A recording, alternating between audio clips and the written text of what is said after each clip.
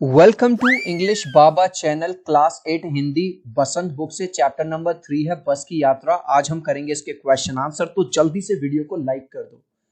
I hope children आपने video को like कर दिया है और अभी तक चैनल को सब्सक्राइब नहीं किया तो सब्सक्राइब कर दो सो दैट आपको हमारे सारे अपडेट्स मिलते रहे। क्वेश्चन नंबर 1 देखिए, कारण बताएं। क्या कारण बताना है? मैंने उस कंपनी के हिस्सेदार की तरफ पहली बार श्रद्धा भाव से देखा। यहाँ पे चिल्ड्रन मैंने किसके लिए यूज हुआ है? इस चैप्टर के राइटर के लिए। तो जो उस कंपनी का हिस्सेदार था, हिस्सेदार का मतलब जो जिसकी बस में पार्टनरशिप है, पैसा लगा हुआ है, लेखक के मन में हिस्सेदार साहब के लिए श्रद्धा क्यों जागी? श्रद्धा मतलब एक रेस्पेक्ट। अब हुआ ये था, जिस बस में सफर करने जा रहे थे वो जो बस थी पूरी तरह से कबाड़ा हालत में थी, जर्जर हालत में थी, एकदम ऐसी लग रही थी कि भाई साहब ये तो कबाड़ा ही बस है। लेकिन फिर भी जो इस बस का जो हिस्सेदार था वो इस बस की इतनी तारीफ कर रहा था कि भाई साहब बस तो खूब बढ़िया है, कोई दिक्कत नहीं है, खूब चलेगी, ये देखना वो देखना। और उसको ये भी पता था कि बस के पुर्जे पुर्जे हिले हुए हैं, लेकिन फिर भी वो अपनी जिंदगी को, लाइफ को ताक पे रख के मतलब रिस्क ले रहा है और वो कह रहा है कि मैं खुद भी इसमें ट्रेवल कर रहा हूं। तो आंसर देखो, पूरी तरह से टूटी फूटी और जर्जर बस होने के बावजूद भी बस का हिस्सेदार अपनी बस की खूब तारीफ कर रहा था। तो ये कौन है? बस का हिस्सेदार है। और देख लो बस की हालत कैसी हो रही है, फिर भी भाई साहब बस की तारीफ कर रहा कि तो बहुत बढ़िया बस है, मीलों मील चलती है, कहीं खराब नहीं होती, ये वो। और तो और वो ऐसी बस में खुद भी यात्रा करने को तैयार था। और ऐसा नहीं है कि केवल वो पैसेंजर से कह रहा है कि तुम जाओ इसमें यात्रा करो, नहीं, वो कह रहा मैं खुद भी यात्रा करूंगा। तो उसको इतना कॉन्फिडेंस था अपनी बस पे, जिसे देखकर लेखक के मन में हिस्सेदार साहब के लिए श्रद्धा जागी। देखो ये वाला जो रेड रेड से हो रहा है, ये मैंने पूरा क्वेश्चन से ही कॉपी किया है। नेक्स्ट, लोगों ने सलाह दी कि समझदार आदमी शाम वाली बस से सफर नहीं करते। लोगों ने यह सलाह क्यों दी? अब यहाँ पे देखो, जो लेखक है वो, उसको जाना था कहीं पे, तो वो अपने दोस्तों से और जो साथ में लोग लोग जा रहे थे मिले, उन्होंने उसको समझाया लेखक को कि यार तुम इस चक्कर में मत पड़ो, क्योंकि रात का टाइम है भाई साहब, और रात में ये बस कहीं ना कहीं खराब हो गई तो लेने के देने पड़ जाएंगे, तो रहने दो, इससे सफर करना सही नहीं है। तो आंसर देखो कैसे लिखेंगे।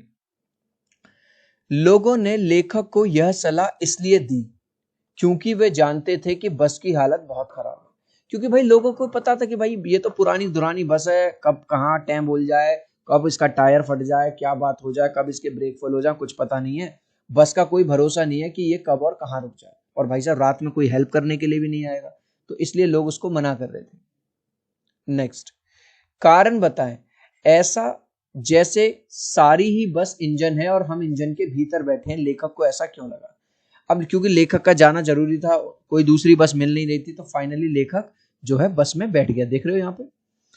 अब जैसे ही बस इंजन स्टार्ट हुआ, चिल्ड्रन आपने देखा होगा आगे की साइड बस का एक इंजन सा रहता है ना, तो वहां पे, और वहां पे मतलब उसका वो लगा रहता है स्टीयरिंग वगैरह, तो वो ना हिलता है, और यूजुअली पीछे से जो बस जो है स्टेबल रहती है। लेकिन इस बस में इसकी हालत इतनी पुरानी, इतनी जर्जर, इतनी खस्ता हो गई थी कि जैसे इंजन स्टार्ट हुआ भाई साहब पूरी की पूरी जो बस है शेक करने लगी, हिलने लगी।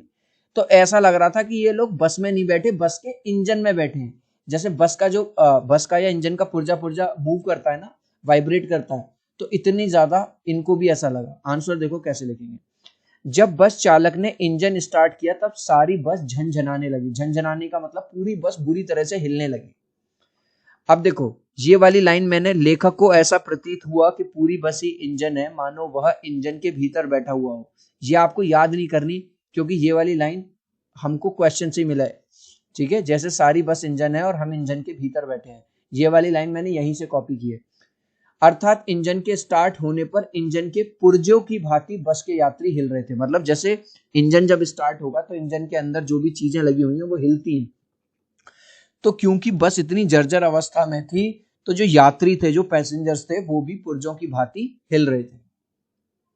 कारण बताएं। गजब हो गया, ऐसी बस अपने आप चलती है। अब जो कंपनी का हिस्सेदार था, बस का हिस्सेदार, वो बस की इतनी तारीफ कर रहा था कि भाई साहब इस बस ने तो ये कर दिया, ये रिकॉर्ड तोड़ दिया, इतनी अच्छी बस है, आज तक कभी खराब नहीं हुई, बस बाहर से दिखने में ऐसी लग रही है। तो लेखक जो है हमारा, वो सरप्राइज हो जाता है और वो कहता है कि गजब हो गया, ये बस चलती भी है और वो भी अपने आप चलती है। तो आंसर देखो, बस की हालत इतनी ज्यादा बुरी थी कि उसे देखकर लगता नहीं था कि यह बस चलेगी। ठीक है, तो बस की हालत ही भाई साहब इतनी गंदी है, इतनी खराब है कि उसको देख के लग ही नहीं रहा था कि चलेगी। लेकिन जब हिस्सेदार ने कहा कि बस अच्छे से चलेगी, यह सुनकर लेखक को हैरानी हुई, इसलिए वो हैरान हो गया था।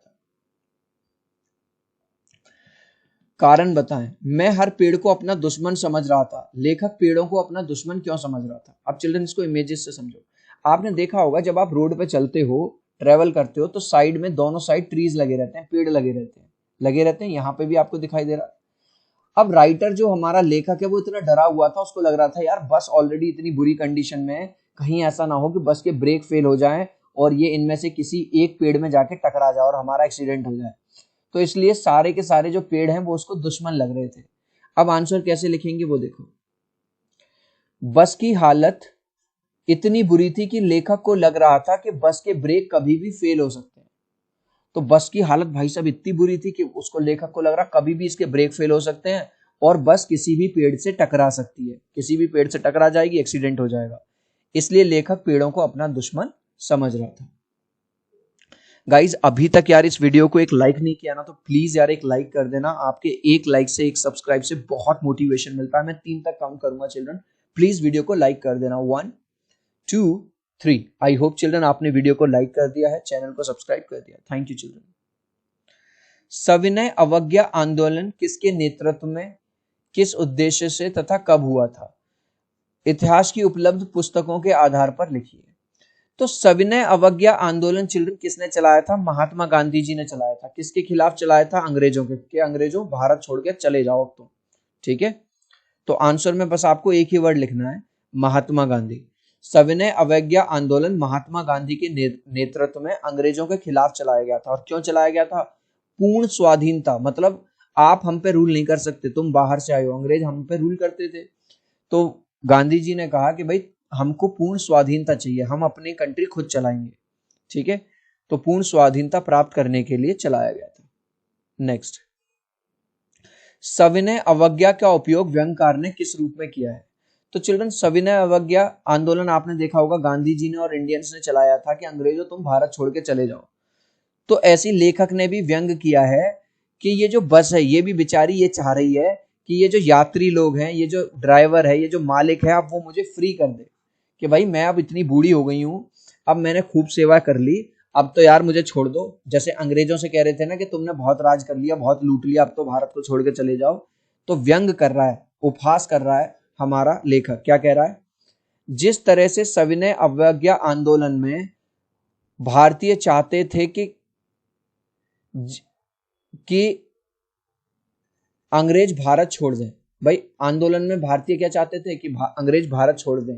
लेखक कहते हैं कि ऐसा लग रहा था कि उसी प्रकार बस भी अपने मालिक से उसे स्वतंत्र करने का अनुरोध कर रही है। कि बस भी अपने मालिक से कह रही है कि मालिक अब तो छोड़ दो, अब तो मैं, मेरी हालत इतनी खराब हो गई, अब भी तुम यार मुझे रोड पे चलाते रहते हो, अब तो मुझे मुक्ति दे दो। चिल्ड्रन इस लास्ट क्वेश्चन का आंसर आप मुझे दोगे कमेंट सेक्शन में, देखूंगा कितने बच्चे राइट आंसर देंगे। मैं हर डैश को अपना दुश्मन समझ रहा था। लेखक किस चीज को अपना दुश्मन समझ रहा था? हर कार को, हर ट्री यानी हर पेड़ को, हर ड्राइवर को, या नन? आप चाहो तो अपने आंसर में ए, बी, सी या डी लिख देना कमेंट में, मैं देखूंगा कितने बच्चे राइट आंसर देंगे। आई होप मेरा ये छोटा सा वीडियो आपको बहुत अच्छा लगा होगा। प्लीज वीडियो को लाइक कर देना, चैनल को सब्सक्राइब कर देना। अब हम मिलते हैं अगले वीडियो में। Bye bye.